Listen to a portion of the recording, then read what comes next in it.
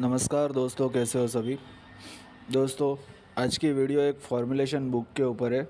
मुझे बहुत लोग यार व्हाट्सएप पे कांटेक्ट करके मुझसे कहते थे कि सर कोई फॉर्मुलेशन बुक या फार्मूले की बुक प्रोवाइड करो, जो कि अब तक मैंने बनाया नहीं था। लेकिन अभी मैंने एक 25 फॉर्मुलेशन बुक बनाई है, जिसमें 25 फार्मूले हैं प्रोडक्ट बनाने के, और काफ़ी अच्छी फॉर्मुलेशन है इसके अंदर। बहुत ही मैंने प्रैक्टिकल किए हुए फार्मूला है इसके अंदर।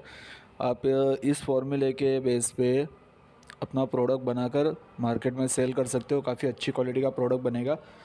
मात्र 25 फॉर्मुलेशन इसीलिए रखे हुए हैं क्योंकि भाई इसमें जितने भी प्रोडक्ट फॉर्मुलेशन दिए है, ये कम्प्लीटली मेरे एक्सपेरिमेंट किए हुए फार्मूला है। इसमें कोई कॉपी पेस्ट वाली चीज़ नहीं है।